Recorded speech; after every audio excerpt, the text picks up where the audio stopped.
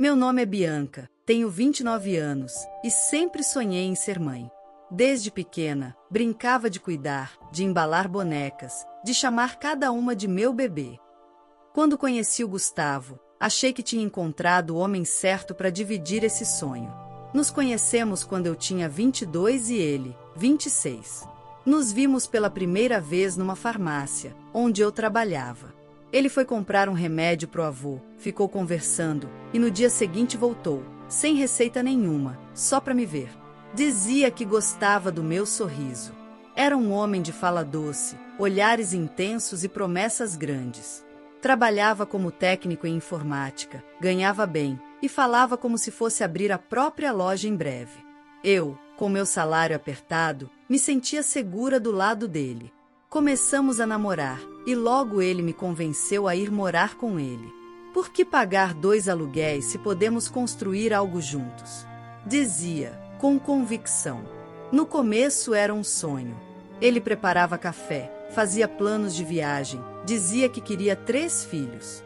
Eu ficava derretida, achando que finalmente estava vivendo aquele conto de fadas moderno. Quando descobri a gravidez, estava com 3 meses de atraso e já desconfiava. Fiz o teste sozinha em casa e chorei de emoção. Mostrei o resultado a ele esperando aquele abraço caloroso, mas recebi um silêncio estranho. Tá bom, né? A gente se vira. Fingi que não senti o incômodo. Talvez estivesse surpreso. Nos primeiros dias, ele até tentou parecer feliz. Comprou um body de bebê e postou uma foto do ultrassom nas redes. Os likes vieram, os parabéns também, e ele parecia mais entusiasmado em mostrar do que em viver a experiência. Mas com o passar dos meses, fui percebendo as rachaduras. Ele não ia mais nas consultas. Dizia que o trabalho não permitia. Reclamava que eu estava muito sensível, que só chorava e reclamava. Parece que tua vida virou só esse bebê. E eu sou o que é agora? Eu tentava conversar, envolver ele nos preparativos, mas sentia que ele se afastava mais a cada dia. No 5º mês, tive sangramento e precisei de repouso. O médico alertou que minha gestação era de risco e que eu precisava evitar estresse. Quando contei, ele bufou. Estresse? Isso quem tá passando sou eu. Apesar de tudo, segui firme. Contei com a ajuda da minha mãe por telefone e ia levando como podia. Até que, no 6º mês, durante um exame de rotina, percebi algo estranho. A médica demorou. Chamou um colega. Me explicaram com cuidado, mas o impacto foi como um soco. O bebê tem sinais de ventriculomegalia. Há riscos de paralisia cerebral. Saí do consultório em choque. Peguei o ônibus chorando, tentando entender aquelas palavras. Fui para casa, sentei no sofá e esperei ele chegar. Quando contei, ele reagiu como se eu tivesse contado uma tragédia pessoal dele. Isso é culpa sua. Aposto que comeu ou fez alguma coisa errada nessa gravidez. Tentei me manter calma. Disse que ainda não havia diagnóstico fechado, que íamos fazer mais exames. Mas ele explodiu. Eu não vou criar isso. Você ouviu o que eles disseram? Vai ser um vegetal. Isso não é filho, é punição. Me senti suja, culpada, como se tivesse feito algo errado só por ter gerado um filho diferente. Ele passou a dormir fora, dizia que precisava de ar. Às vezes, eu ouvia no telefone com alguém. Cara, minha mulher tá grávida de uma criança doente. Minha vida acabou. Os dias que seguiram foram os mais pesados da minha vida. Fui sozinha a todos os exames. Fiquei noites em claro sentindo meu filho mexer na barriga enquanto meu companheiro se recusava até a pronunciar o nome dele. Quando veio o diagnóstico definitivo, o médico explicou com clareza. O bebê tem lesão cerebral. Isso vai afetar o desenvolvimento motor. Pode andar com dificuldade, falar mais tarde. Mas há esperança, com fisioterapia e estímulo, ele pode progredir muito. Fui para casa determinada a lutar. Mas quando contei a Gustavo, ele não teve pena, nem empatia. Então pronto. Decide aí, ou você tira isso, ou me esquece. Ele cuspia as palavras como quem queria me machucar de propósito. Mas dessa vez, eu não chorei. Não pedi, não supliquei. Esperei ele sair de casa para trabalhar. Peguei uma mala pequena, documentos, carteirinha do SUS, laudos médicos e mandei uma mensagem simples. Você me disse que não ia criar isso. Então fique tranquilo. Eu crio. E com amor. Fui para a rodoviária com o coração apertado, mas com a alma acesa. Na casa da minha mãe, encontrei um colo silencioso, mas acolhedor. E foi ali, entre lágrimas e fraldas, que meu filho nasceu. Kael chegou ao mundo com um choro fraco, os bracinhos tensos e os olhinhos fechados com força. Ficamos 2 dias no hospital e, na alta, a enfermeira me disse: vai ser uma caminhada difícil, mas ele vai te mostrar que é mais forte do que parece. Ela estava certa. Nos meses seguintes, enfrentei filas, madrugadas, convulsões leves, terapias, olhares tortos e comentários cruéis. Mas também vivi cada sorriso, cada gesto de superação, como se fossem medalhas. E então, 2 anos depois, justamente quando eu pensava que nunca mais o veria, Gustavo reapareceu. Nos 2 primeiros anos de vida do Kael, meu mundo se dividiu entre 2 polos extremos, o medo constante e a força que eu nem sabia que tinha. Não houve um único dia de calmaria total. Quando não era febre, era choro inconsolável. Quando não era convulsão, era um laudo novo com mais um diagnóstico. E em todos esses momentos, o silêncio do pai dele ecoava como uma segunda dor. Meus dias começavam às 5 horas. Acordava, dava mamadeira, preparava a mochila dele e corria para pegar 2 ônibus até a clínica de reabilitação. A primeira era de fisioterapia motora. A segunda, fonoaudiologia. Quando voltávamos, ele quase sempre dormia no meu colo, cansado, com as perninhas endurecidas e o rosto suado. Durante muito tempo, ele não me olhava nos olhos. Os médicos diziam que era parte do atraso cognitivo. Mas eu sabia que ele me sentia. Quando eu cantava baixinho, mesmo que ele não reagisse, seu coração batia mais forte. Quando eu chorava em silêncio, ele ficava inquieto. Eu fazia o possível para não deixar a dor me engolir. Comecei a estudar durante a madrugada, assistindo vídeos de mães na mesma situação. Aprendi sobre terapias, estimulação, sobre como brincar com ele de forma funcional. Vendi bolo de pote, empada, paninho de prato e até papel de presente na época do Natal. O lucro era quase nada, mas me dava dignidade. E Kael, mesmo sem saber, era minha motivação. Cada pequeno avanço dele era uma vitória da nossa resistência. Com o tempo, ele começou a sorrir mais, apontar os objetos, a segurar firme no meu dedo. Um dia, depois de uma sessão longa de fisioterapia, ele disse com a voz arrastada: Mãe! Eu me ajoelhei ali mesmo, no corredor da clínica, e abracei ele com toda a força que consegui. Outras mães sorriram. Algumas choraram. Porque naquele mundo, a gente aprende a valorizar cada conquista como se fosse um milagre. Nunca mais vi Gustavo. Nem uma mensagem. Nem pensão. Nem lembrança de que ele existia. Ele sumiu como se nunca tivesse tido um filho. Mas Deus me mandava forças de outros lugares. A moça da padaria que me dava pão amanhecido para fazer farofa. A motorista do transporte da APAI que esperava mais 5 minutos quando me via correndo na esquina. O enfermeiro do posto que adiantava minha senha porque sabia que Kael não aguentava muito tempo em pé. Não era fácil. Tive noites em que dormi chorando. Outras, nem dormi. Mas também tive dias em que me senti mãe de um herói.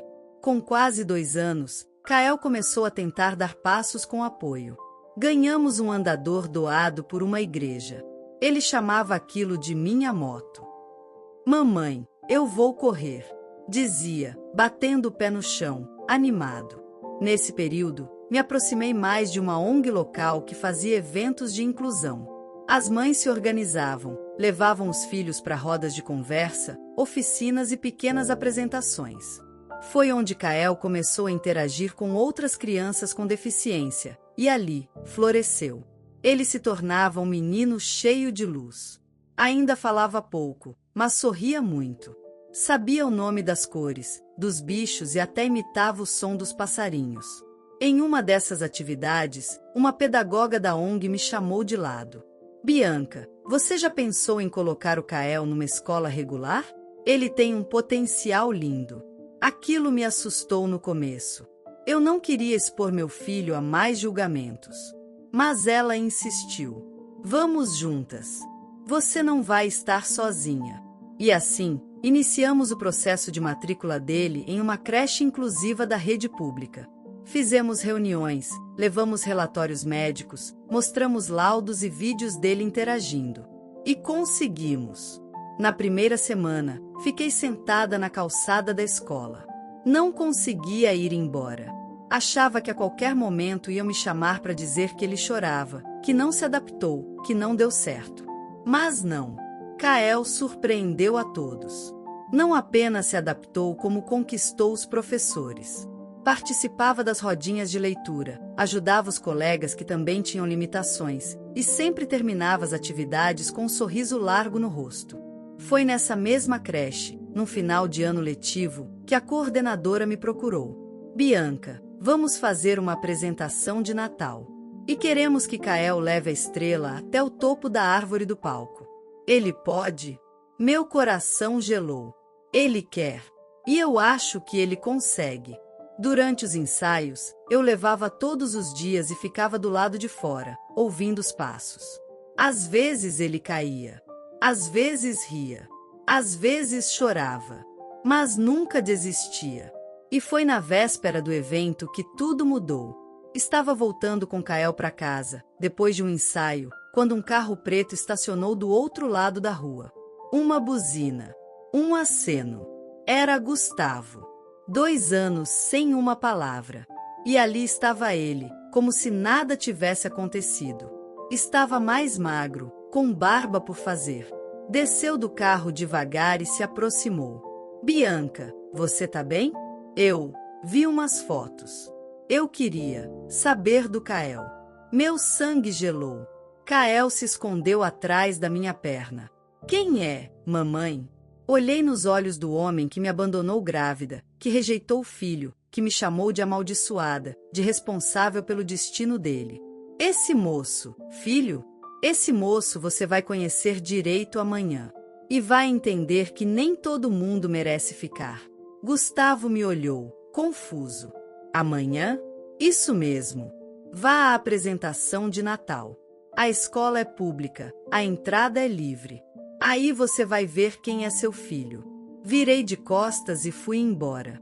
Kael olhou para trás por um instante, depois segurou minha mão com força. Naquele momento, eu sabia que algo grande estava prestes a acontecer. E nem o próprio pai dele estava preparado para o que veria. Naquela noite anterior à apresentação, mal consegui dormir. Eu revivia mentalmente cada passo do ensaio, cada queda do Kael, cada conquista, e também a expressão no rosto de Gustavo ao nos encontrar na rua. Tinha algo estranho naquele olhar. Não era só culpa, era surpresa, como se ele tivesse esperado encontrar um fardo, não uma estrela em ascensão.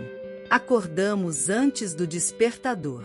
Kael pulava no colchão, animado, batendo palminhas e dizendo: "Hoje eu sou luz, mamãe." Dei banho nele com cuidado. Vesti a capa dourada, ajeitei o cabelinho e pintei a estrela de glitter novamente, já que parte tinha saído com o calor da semana. Ele se olhou no espelho e disse: "Tô bonito, né? Tá lindo, meu amor." Fomos para a escola mais cedo, a pedido da professora, para os últimos ajustes. Ele ensaiou mais uma vez, dessa vez de forma impecável. Eu assistia de longe, com lágrimas escondidas no canto dos olhos. Por volta das 17 horas, as famílias começaram a chegar. A escola se enchia de vozes, de sorrisos, de crianças correndo com gorros de Papai Noel. Eu me sentei ao fundo do auditório, coração aos pulos. Até que, quase na hora da apresentação, o ambiente mudou. Olhares foram direcionados à porta. Ouvi cochichos. Gustavo tinha chegado. Sozinho. Sem buquê. Sem presente. Sem nenhum sinal de que tinha vindo como pai. Vestia uma camisa social qualquer, calça escura e o mesmo olhar perdido de dias atrás. Procurou por mim no salão, me encontrou no canto. Nossos olhos se cruzaram por breves segundos. Eu virei o rosto. A coordenadora pediu silêncio. A música começou. As crianças entraram em fila, cantando Bate o Sino. A plateia sorria, pais gravavam com celulares, e o clima era leve, até o momento que todos esperavam. Agora, anunciou a coordenadora, o nosso momento especial. A estrela da noite, o nosso Kael, vai nos mostrar que coragem se aprende com amor. As luzes diminuíram. A música parou por um segundo. E Kael entrou. Com a capa dourada tremulando, o andador sendo empurrado com esforço, e os olhos fixos na árvore ao fundo do palco, ele parecia um pequeno guerreiro. O salão ficou em silêncio. Não havia música, apenas o som dos passinhos empurrando o chão. Ele caiu. Uma professora se aproximou para ajudar, mas ele levantou sozinho, com esforço. Olhou para o público, respirou fundo e sorriu. A plateia se levantou. As palmas começaram discretas e foram crescendo. Uma mãe à minha frente chorava. Uma criança gritou: "Vai, Kael!" E ele foi, passo a passo, até o topo da árvore. Entregou a estrela à monitora, que, do alto da escada, a colocou no lugar. As luzes se acenderam. A música voltou com força. E o salão inteiro ficou em pé. Aplausos, gritos, lágrimas. Eu chorava como quem expurgava 2 anos de dor. E olhei para Gustavo. Ele também estava em pé, mas não batia palmas. Estava imóvel, com os olhos fixos no filho que ele disse que nunca criaria. Quando a apresentação terminou, Kael correu, como podia, até mim, abraçou minhas pernas e disse: "Mamãe, eu fui luz mesmo. Você é luz, filho. É o meu sol." Nesse instante, Gustavo se aproximou, cauteloso. "Bianca, eu não sei o que dizer. Ele é incrível." Eu limpei as lágrimas e o encarei com firmeza. "Pois é, ele é tudo que você perdeu." Ele tentou se abaixar para falar com o menino. "Oi, Kael, lembra de mim? Eu sou seu pai." Kael olhou, confuso, e se escondeu atrás de mim. "Mamãe, quem é esse moço?" E a pergunta, feita em voz alta, ressoou por todo o auditório. Algumas pessoas ouviram. Houve um novo silêncio. Gustavo tentou manter a compostura. "Eu errei. Eu quero me reaproximar. Posso ajudar com dinheiro, com médico, com escola." "Você acha que é sobre dinheiro?" Falei, com a voz firme. "Ele não precisa de caridade. Precisa de quem ficou quando ele mais precisou." Gustavo abaixou a cabeça. Começou a murmurar justificativas. Eu não sabia lidar, foi difícil para mim também.